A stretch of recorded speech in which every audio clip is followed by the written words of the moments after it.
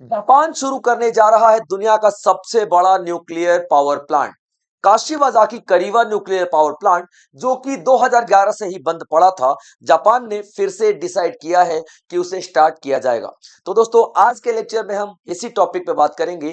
तो लेक्चर में आप लोग अंत तक बने रहें और देखेंगे कि क्या है ये न्यूक्लियर पावर प्लांट और क्यों इसको बंद कर दिया गया था और इसी क्या वजह रही कि जापान को दोबारा से इसे स्टार्ट करना पड़ रहा है। तो दोस्तों, सबसे पहले देखेंगे कि रीसेंट न्यूज क्या है। तो रिसेंट न्यूज है बच्चों की जापान ने शुरू कर दिया है, रीस्टार्ट कर दिया है और कल ही किया है। कल 21 जनवरी 2026 को किया है। ये एक पावर प्लांट था जिसका नाम था काशिवाजाकी करीवा न्यूक्लियर पावर प्लांट। दुनिया का सबसे बड़ा न्यूक्लियर पावर प्लांट है, दुनिया का सबसे बड़ा न्यूक्लियर पावर प्लांट है, जिसे 2011 में बंद कर दिया गया था। और इस पावर प्लांट को ऑपरेट कौन करता था? तो टेप्को करती थी, टेप्को करती थी। क्लियर पॉइंट यहाँ पे। टेप्को एक कंपनी थी जो कि काशिवाजाकी करीवा न्यूक्लियर पावर प्लांट को मैनेज करती थी, ऑपरेट करती थी। और 2011 में एक फुकुशिमा डिजास्टर आया था जिसकी वजह से इसको बंद कर दिया गया था। अब देखिए फुकुशिमा क्या था। फुकुशिमा एक जगह का नाम है, वहां पे एक दाइची न्यूक्लियर पावर प्लांट है। फुकुशिमा में दाइची दाइची एक न्यूक्लियर पावर प्लांट है। ठीक है बच्चों, याद रखिएगा। तो 2011 में कुछ रेडिएशंस लीक हुए थे, यहां से कुछ ऐसे रेडिएशंस बाहर निकले थे। एक एक्सीडेंट हुआ था जिसकी वजह से बहुत सारे लोगों की मृत्यु हो गई थी। और फुकुशिमा में जो न्यूक्लियर पावर प्लांट में लीक हुआ था उसकी वजह से काशिवाजाकी करीवा न्यूक्लियर पावर प्लांट को भी बंद करना पड़ा था, क्योंकि टेप्को ही दोनों को मैनेज कर रही थी। तो लोगों को ऐसा लगा कि अगर टेप्को मैनेज कर रही है फुकुशिमा में जो Fukushima Daiichi nuclear power plant है इसको, तो जाहिर सी बात है टेप्को की गलती है। अगर टेप्को मैनेज कर रहा है काशिवाजाकी करीवा न्यूक्लियर पावर प्लांट को, तो वहां पर भी गलती हो सकती है। इसलिए जापान के मैक्सिमम न्यूक्लियर पावर प्लांट्स को बंद कर दिया गया, क्लोज डाउन कर दिया गया। उसके बाद जापान में बिजली की आपूर्ति कैसे होगी, सवाल उठा। तो बिजली की आपूर्ति के लिए जापान पूरी तरीके से इंपोर्ट पे डिपेंडेंट हो गया। वो फॉसिल फ्यूल जैसे पेट्रोलियम, कोल वगैरह इंपोर्ट करता था और उसी से बिजली बनाता था। अभी देखिए, दोबारा से इसको स्टार्ट करने का जैसी फैसला लिया है, तो वहां की जो लोग हैं उनका कंसर्न, उनकी चिंताएं फिर से जाग उठी हैं। सड़कों पे फिर से लोग निकल आए हैं कि भैया इतना खतरनाक न्यूक्लियर पावर प्लांट को क्यों दोबारा से स्टार्ट किया जा रहा है। तो सड़कों पे आप लोगों को आज की डेट में सेफ्टी कंसर्न को लेकर एक प्रोटेस्ट दिखाई देगा जापान में। ओके, उसके बाद देखते हैं कि ये काशिवाजाकी करीवा न्यूक्लियर पावर प्लांट आखिर है क्या। दुनिया का सबसे बड़ा, यानी कि 7,965 मेगावाट की कैपेसिटी रखने वाला, प्रोडक्शन की कैपेसिटी रखने वाला दुनिया का सबसे बड़ा न्यूक्लियर पावर प्लांट है। ठीक है बच्चों, देखिए ये कहां पे है। तो निगाटा, कहां पे? निगाटा परफेक्चर, निगाटा परफेक्चर जो कि सी ऑफ जापान कोस्ट पर होगा। निगाटा परफेक्चर जो कि सी ऑफ जापान कोस्ट पर स्थित है। इसको कौन ऑपरेट करता है? तो टेप्को ऑपरेट करती है। टेप्को, टेप्को मतलब क्या होता है? Tokyo Electric Power Company. Tepco Tokyo Electric Power Company. और इसमें 7 रिएक्टर्स है, इसमें 7 रिएक्टर्स हैं। अब जो 7 रिएक्टर्स है ना भाई साहब, आप देखोगे 7 रिएक्टर्स का मतलब यूं समझ लो पूरे जापान में बिजली दे देगा, इतनी ज्यादा पावर होती है। एक रिएक्टर में इतनी ज्यादा पावर होती है, अगर हम भारत की बात कर लेते हैं तो 3-4 डिस्ट्रिक्ट को इजीली एक रिएक्टर से बिजली मिल जाएगी। तो यहाँ पे 7 रिएक्टर काम करते थे, इतना ज्यादा बिजली का प्रोडक्शन यहाँ पे हो सकता है। और यही जो इतना बड़ा पावर प्लांट है, और इसके अलावा एक फुकुशिमा में दाइची पावर प्लांट भी है जापान में, और वहीं पर एक्सीडेंट हुआ था जिसके बारे में हम थोड़ी देर में अभी देखने वाले हैं। ठीक है बच्चों, चलिए। तो फुकुशिमा जो न्यूक्लियर डिजास्टर आया था 2011 में, वो क्या था? यहां पे एक मैसिव अर्थक्वेक आया, सुनामी आया, जिसकी वजह से जो कूलिंग सिस्टम था वो फेल हो गया। और फेल होने की वजह से फुकुशिमा दाइची प्लांट जो था ना उसमें एक्सीडेंट हो गया, यानी कि 3 जो न्यूक्लियर रिएक्टर थे वो फेल हो गए, मेल्ट डाउन हो गए, पिघल गए। और जिसकी वजह से एक बहुत ही बड़ा एक्सीडेंट हुआ। ऐसा एक्सीडेंट भविष्य में, ऐसा एक्सीडेंट पास्ट में अगर हम लोग नजर डाल के देखें तो एक और हुआ था, याद है कि चेरनोबिल में हुआ था। चेरनोबिल यूक्रेन में है। चेरनोबिल यूक्रेन में एक प्लांट है, ऐसा न्यूक्लियर पावर प्लांट, जो कि 1986 में एक एक्सीडेंट हुआ था और बहुत बड़ा हुआ था। उसके बाद ये दूसरा उससे भी बड़ा ये एक्सीडेंट आपको देखने के लिए मिलेगा फुकुशिमा दाइची में। उसके बाद न्यूक्लियर का जो ये एक्सीडेंट हुआ था जापान में, जो कि फुकुशिमा दाइची पावर प्लांट में, पूरे जापान में न्यूक्लियर पावर जहां जहां से बनती थी, न्यूक्लियर पावर जो स्टेशन है उनको बंद कर दिया गया। लोग काफी डरने लगे और सरकार को भी लगा कि यार लोगों का गुस्सा फेस करने से बढ़िया है कि इनको क्लोज डाउन ही कर दो। तो जापान जो है, ठीक है, उसने दोबारा से स्टार्ट करने का फैसला क्यों लिया है ये देख लेते हैं। जापान का देखिए, जापान का एक बहुत बड़ा नेगेटिव पॉइंट ये होने लग गया उस जो शटडाउन के बाद, उस एक्सीडेंट के बाद, कि जापान पूरी तरीके से डिपेंडेंट हो गया इंपोर्ट पे। और इंपोर्ट किस चीज का?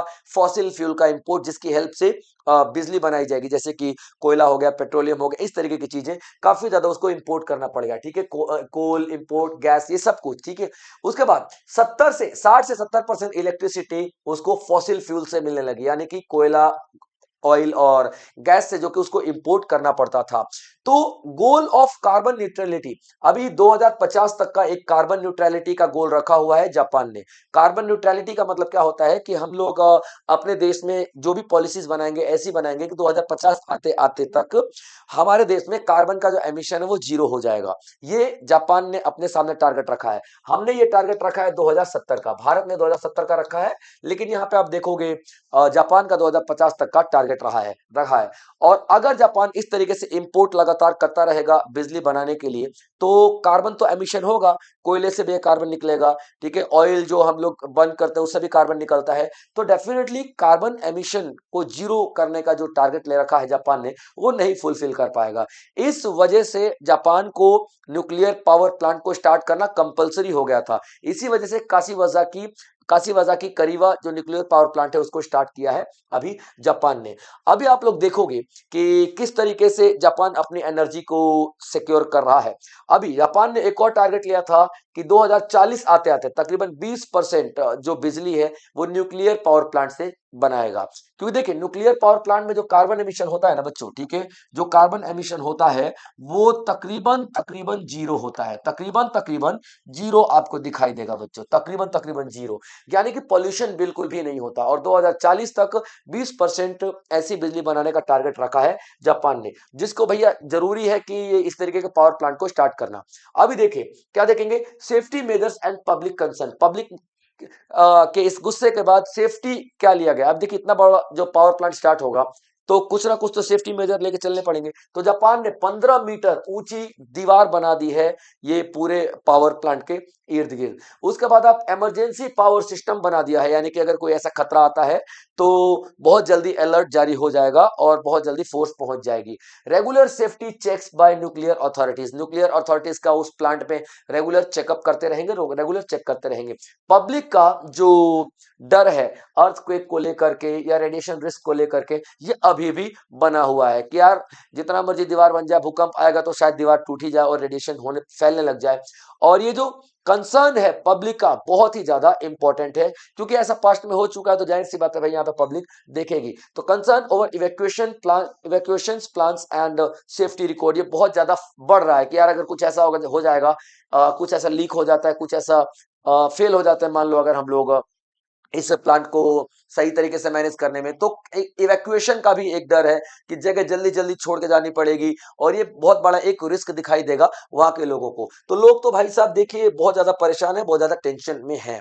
जापान एनर्जी एंड क्लाइमेट गोल, जैसा कि मैंने आपको बताया था, ठीक है, कार्बन एमिटर्स की बात कर लेते हैं, कार्बन निकालने में। तो जापान कुछ ऐसे देशों में से आता है, ये भी टॉप 5 या टॉप 6 में जापान आ चुका है, जिसमें कार्बन एमिशन आप देखोगे। ठीक है बच्चों, ये रहा आपके पास जापान। ठीक है, ये रहा आपके पास जापान। तो टॉप 5 और टॉप 6 में फिलहाल दिखाई देगा आप लोगों को, टॉप 6 में दिखाई देगा कार्बन एमिशन में। ठीक है, टॉप 6 में आपको दिखाई देगा, नॉट परसेंटेज, टॉप 15 में, टॉप 6 में दिखाई देगा। तो इसने अभी एक टारगेट रखा है कि यार जितना ज्यादा मैं पॉल्यूशन को खराब कर रहा हूं, पॉल्यूशन को बढ़ा रहा हूं, तो मैं 30 से 40% कार्बन को कम कर दूंगा 2000 अगले आने वाले 15 सालों में। यानी कि फॉसिल फ्यूल्स जो है ना, हम मैं जला रहा हूं कोयला ताकि बिजली बना सकूं, तो इस तरीके के जो एक्टिविटीज कम कर दूंगा ताकि 30 से 40% आने वाले 15 सालों में कार्बन एमिशन कम हो जाए। उसके बाद अब देखोगे, ठीक है, रिन्यूएबल एंड न्यूक्लियर एनर्जी को बढ़ावा मिलेगा। न्यूक्लियर यानी कि रिन्यूएबल यानी कि धूप हो गया या फिर हाइड्रो इलेक्ट्रिसिटी बनाना, और न्यूक्लियर एनर्जी का मतलब जो ये अभी न्यूक्लियर पावर प्लांट से जो एनर्जी बनेगी इसकी बात कर रहे हैं। तो जापान पूरी कोशिश कर रहा है कि पोल्यूशन को कंट्रोल करने के लिए, पोल्यूशन ना फैले, इस वजह से ज्यादा से ज्यादा रिन्यूएबल सोर्सेज ऑफ एनर्जी और न्यूक्लियर पावर प्लांट को बढ़ावा दे रहा है। और जैसा कि मैं आपको बता ही चुका हूं कि ये अभी इसका जो न्यूक्लियर टारगेट 20% का टारगेट ले रखा है कि 20% ये 2040 तक आते आते न्यूक्लियर पावर प्लांट से बिजली बनाने लग जाएगा। क्लियर है बच्चों? यहाँ पे पूरा पूरा आप लोग यहाँ पे देखोगे किस तरीके से जापान एक अच्छा स्टेप लेने के तरफ पे जा रहा है। देखिए जापान के इस स्टेप से डेफिनेटली कार्बन एमिशन कम होगा और ग्लोबल लेवल पे जो ग्रीन हाउस जो इफेक्ट दिखाई देता है, ग्रीन हाउस इफेक्ट यानी कि जो ग्लोबल वार्मिंग दिखाई देती है वो अपने आप कम होती चली जाएगी। टॉप 10 अगर हम देख लेते हैं जो ये हमारे न्यूक्लियर पावर प्लांट्स हैं उनमें काशीवाजा करीवा जापान का पहले नंबर पे है। ठीक है, कोरी साउथ कोरिया का दूसरे नंबर पे जिनमें 7489 मेगावाट की बिजली बनाई जाती है। हनॉल साउथ कोरिया तीसरे रैंक पे। ठीक है, ब्रूस जनरेटिंग स्टेशन कनाडा चौथे नंबर पे। ठीक है, याद रखना एक एक पॉइंट आप लोग कम से कम एटलीस्ट टॉप 10 नहीं टॉप 5 तो आप लोग याद रखना ही रखना। ठीक है, आगे यांगजी गैंग चाइना 6000 मेगावाट। उसके बाद हनबिट साउथ कोरिया 5924 मेगावाट। उसके बाद आप देखोगे जेपोरोजिमिया यूक्रेन 5700 मेगावाट। उसके बाद ग्रेविलाइंस फ्रांस 5460 मेगावाट। उसके बाद Paluel France large multi unit sites. और उसके बाद Hongyanhe China large multi unit sites. यानी कि टॉप 10 आप लोगों को दिखाई देंगे जो भी न्यूक्लियर पावर प्लांट्स हैं पूरी दुनिया के। और टॉप में आपको दिखाई देगा नंबर 1 पे काशी वजाकी। अभी देखिए nuclear power plants in India, nuclear power plants in India की अगर हम बात कर लेते हैं तो न्यूक्लियर कैपेसिटी इंडिया की 2025 की बात करें तो 8.18 गीगावाट की है। लॉन्ग टर्म टारगेट की बात कर लेते हैं 100 गीगावाट बिजली बनाने का टारगेट है 2047 तक जाते जाते भारत के प्रोडक्शन की। न्यूक्लियर अगर हम लोग न्यूक्लियर एनर्जी बनाने पे जोर दें तो हम ज्यादातर इनको क्लीन और रिन्यूएबल एनर्जी को प्रोडक्शन करने की कोशिश यहाँ पे कर रहे हैं। और हमारा जो एक्सपेंशन है ना बहुत तेजी से बढ़ रहा है न्यूक्लियर पावर प्लांट्स की तरफ। ठीक है बच्चों, ताकि हम लोग कम से कम पॉल्यूशन क्रिएट करें। अभी देखिए यहाँ पे first nuclear reactor in Asia. ठीक है, अप्सरा जो कि मुंबई में बनाया गया था। All commercial plants operated by NPCIL. NPCIL के द्वारा सारे के सारे कॉमर्शियल प्लांट्स जो है ऑपरेट होते हैं। ठीक है बच्चों, याद रखना। की बॉडीज देख लेते हैं यानी कि कौन कौन सी ऐसी इंपॉर्टेंट बॉडीज हैं या संस्थाएं हैं ऑर्गेनाइजेशन है भारत में जो कि न्यूक्लियर रिएक्टर्स या फिर न्यूक्लियर फील्ड को मैनेज करती हैं। सबसे पहले आप लोग देखोगे department of atomic energy commission, atomic energy regulatory body AERB, Bhabha atomic research centre bark और शांति एक्ट 2025। अभी देखिए शांति एक्ट 2025 जस्ट अभी अभी ही आया है।